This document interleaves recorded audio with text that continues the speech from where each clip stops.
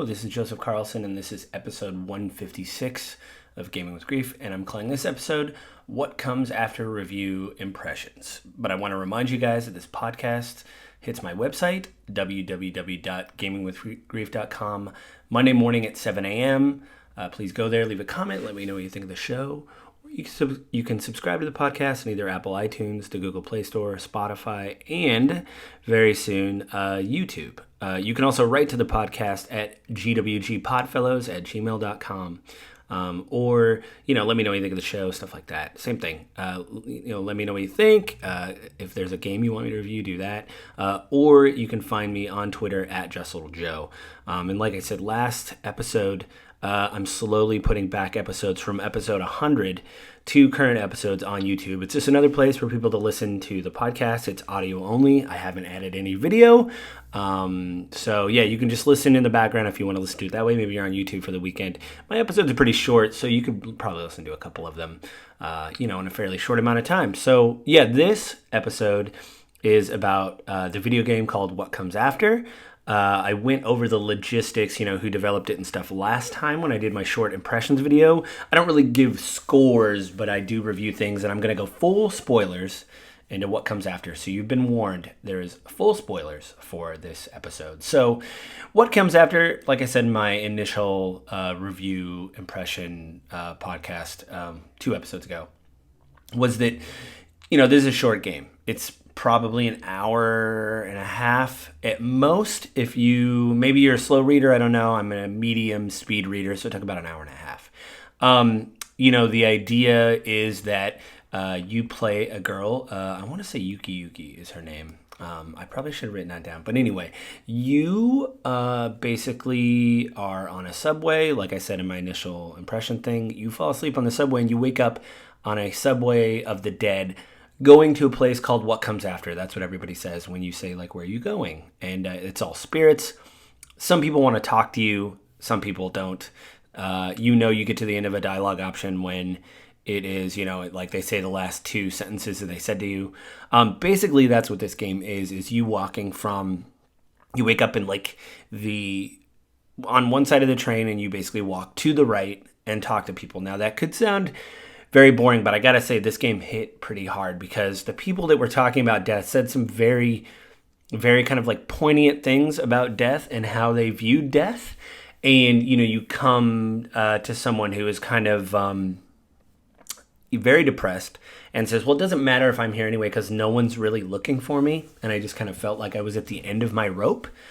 And that's kind of your character being alive. You discover early on that, this kind of, this problem happens, but not, this has happened before, a live person waking up on the train of the dead, but it doesn't happen a lot. So the conductor's like, I don't know, we got to work this out. Just go talk to people where I can work this out and we'll get you back home.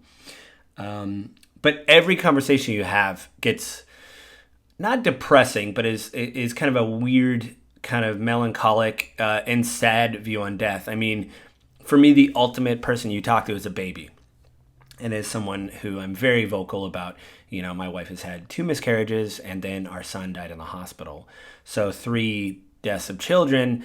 When you start talking to a baby in diapers about death, it hits me a little hard. And for some reason, I keep playing these games in the morning. It didn't ruin my day or anything. I had a good day after that. But it's one of those things where you're like, this is a little dark. One thing I thought was interesting, though, when she was talking to the baby, was she said, I'm so sorry this happened to you. The baby said, why? I wasn't on Earth that long. I really don't, I'm not attached to anything, very kind of Buddhist, in my opinion, like a Buddhist philosophy. But, and then she talks to the baby and says, I wish you had, more of a chance to live or whatever. And, the baby says, well, I didn't really miss anything. I have been walking around the train and talking to people and it sounds really great, but I don't really know any different than just being a baby. So, and she is, of course, amazed that the baby can talk to her. And the baby's like, of course, there's no restriction here. That was really sad. And I think the other one that I thought was very sad was obviously the person who was kind of at the end of the rope that committed suicide. Then you run into people that an elderly gentleman who, was sad that he was dead, but he said the only the only good thing that's going to come of this is hopefully whatever comes after we get to our destination, I get to see my wife who passed away. And it's been 4 years of, I think he says 4 or 5 years, of me just existing. Not really pushing myself, not really doing anything, just existing in a space, kind of waiting for this, which is also very sad. The one part I thought was kind of abstract, they start talking to trees. And of course, trees say, of course we're living. We grow and all that, and humans kill us. And there was kind of an interesting thing at the end where you meet like an ancient tree that has been around since, the beginning of time, like a sequoia or something that's in the train. It's this weird arboretum in the train of like, botanical greenhouse of animals. And it was good, but I think the human things hit me more. The idea that it made me reflect a lot on, because I think lately, I think I've said this before, but I kind of trying to find other creative outlets for whatever. I'm spending more time on the podcast trying to make those better, but I do need to write more. And I think, you ever know, not that I don't know if I think I'm like totally out of shape, but you do think like, I think it's, I had this epiphany. I was out of town for work and I was looking, it was a new, it was a hotel room, tall mirror, low light. And I thought, this could be better. I could try a little bit harder, I think. And I think I thought about that a lot, like when I was playing the game of like, like I'm emotionally here for my wife. I go to work, but my work schedule is very erratic. So because of that, it's hard to plan things. I do things in the evening. I have like a board game night, like a D&D night with some friends, and that's being interrupted. We're still doing things remotely, which is fine, but I am dealing with people that are, on the other side of the coast. So it's weird. Like I don't know. I think I said this a long time ago, but I don't know when you're older, how you meet friends, which I think the D&D night is kind of a cool way to like meet a new group of people that all have the same hobby, no matter what it is, even if you don't play D&D, like say you're painting and you go to like a paint night, like you may meet someone there and do like a weekly painting and like hit it off. It's a good way to get friends. So I think I'm trying to focus on that more, be a little bit more positive. But this game kind of didn't talk about heaven or hell or anything like that. It just talked about, people moving on and kind of coming to grips with that. Kind of the end. I don't really know if there's like a big climactic end to this. It's really just you speaking to people about death. You get to the far right of the carriage and then have to come back left to the conductor, not the conductor, but the attendant. And then she kind of goes over, what you need to do, and you wake up. And I think some of it was, there's a still at the end where you go bring a box of kittens to your mom and sister, I believe. And the idea is that you're kind of like, you saw a ghost kitten was like the last story you heard, where they died, but their kittens were still out there. And she said, the kitten said, if you could do this one thing for me, go find my kids and just make sure they're safe. And you do. And I think some of that is, you reach out because the character is portrayed as somebody who is shut down and is just not into, not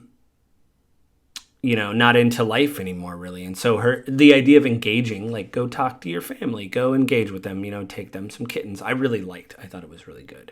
But yeah, I mean, again, I think a lot of the stories are incredibly heartfelt. I don't know. This was done by several small game studios. And so I couldn't really find an interview with them or anything to say like, yes, we have gone through these things. Or maybe they talked to a psychiatrist. I'm not really sure, but there did, I think we've all read fiction or experienced things where, you can act, you can write things, you can emote. But I think we've all kind of experienced things where it feels true, whether they experience those types of grief or death is one thing, but this felt more genuine, listen, this, I don't know if this is going to win like a Peabody Award for writing, but even just having conversations with people in this game and them talking about death, and like, I've kind of come to terms with this, I could have done better, but what am I going to do now, and if I would have known, if I would have known then what I know now, but not in a trite way, more of like, well, really, I mean, you're sitting on a subway going to the afterlife, going, what, I have nothing but time to reflect on what happened. And I think, I'm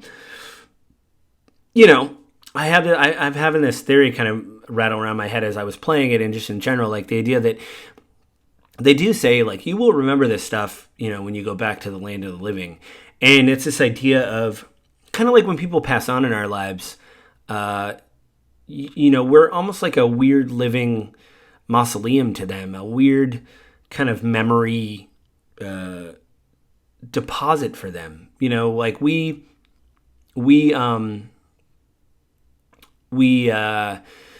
do I put this? We are the ones that have to remember the ones that have passed on. And so I think that's one of the reasons why, this is important. And I mean, this podcast is important for like a posterity of the ones that pass on. But like, unless you had a devastating relationship with a loved one and don't care when they die. And I've talked to those people when they said, listen, my dad wasn't really a dad, or my mom wasn't really a mom, or my aunt, whoever. This person really wasn't what they should have been to me, and I don't really care that they passed, which is completely valid, because not everybody has the same, relationship with their parents or loved ones, family, really. But it's the idea that, you have to kind of carry on and, like, remember them, and I think I'm getting better at hitting people over the head with, like, oh, my father used to say this, or my mom used to say this. You still have to remember stories that they had and share it with people. I did make someone laugh on a job site, something my father used to always say. And of course, I say this right after I say, don't try to do this. But one thing my father used to always say is, he's a general contractor. He did a lot of stuff. He did tile, he did concrete, all this. And he used to say, they said, could you do framing? And my dad's like, no, I can hum a couple bars. And I said that because all the time at work, it seems like, hey, Joe, can you do this? Can you do that? It's like, well, I can certainly try. It's kind of the sentiment. I can hum a few bars of that. I'll try. But I think this game kind of reinforces that idea that, hey, you will remember us when you go back and remember what we're saying to you. We don't want you to look back and regret, which there's a lot in this game, the people that have passed on are like, oh, I wish I had more time. Some of them. I wish I had more time, or like, it's for the best. And even the people that said it's for the best, when they talk to the main character, she's kind of put back like, what? Like, what do you mean this for the, like, you're not here anymore. You need to be here, and makes her reflect, like, because she says that early on in the game, like, oh, it doesn't really matter if I get home late. No one's really waiting for me. No one really cares. And then she starts talking about her parents and her siblings, and people are like, no, I think people do care about you. You should talk to your mom or whatever, go for it. Stuff like that. So, yeah, I mean, it's a really good game. I got it on sale. I don't, it depends on what kind of experience you're looking for. Because, you say, oh, it's an hour. People are like, hey, I'll dig into it. An hour, I have an hour. But also it is very heavy too, right? So you can't just say, like me, I mean, I think to the lens of me actually losing people as opposed to some strange, death sometimes for some people it is not an abstract thing. For some people, it's very real. And, having lost people and having, people say, this is terrible, I shouldn't have gone through this, was really heartfelt to me. So, yeah, I cannot recommend the game enough. Again, it's only a few dollars. It was, it's not, gameplay-wise, again, it's you moving from left to right, talking to characters, which I guess is the epitome of a walking sim, but I mean, to me, that doesn't matter. It's what these people are saying. And I think there is some very good observations on death in this, that feel genuine, at least written from a genuine place of connection or whatever. So, yeah, it's my review. I definitely recommend What Comes After. Again, it's cheaper if you get it on sale now. And do what I do. Like, you play a heavy game like this, there's tons of games that I play to, like, relax. Like, right now I'm playing Miles Morales on PS5. Just to, he's got terrible things that happen in his game too. His father died in the first game. Spoilers for a game that came out, 4 years ago or whatever. But he's dealing with that. But he's trying to make the best of it and have a good attitude. I still play Avengers, which is weird. I know I say that and people are like, what? But yeah, I still play that. But yeah, definitely check out What Comes After. And try to get it on sale if you can. So that way, full disclosure, it's an hour. So if you spend a lot of money on it, you may feel a little bit ripped off. I got it for $4 or something. It felt fine. So I think that's it this week, guys. I just want to remind you that this podcast will hit my website, www.gamingwithgrief.com, Monday morning at 7 a.m. Please go there, leave a comment, let me know what you think of the show. You can also write to me at gwgpodfellows@gmail.com. Please go there. Let me know anything of the show, or if you have suggestions, write them there. You can find me on Twitter at JustLittleJoe. And please subscribe to the podcast on either Apple iTunes, Spotify, or the Google Play Store. And again, very soon, I will be on YouTube. So I think that's it this week, guys. Have a safe week, and I will talk to you again next week. Goodbye.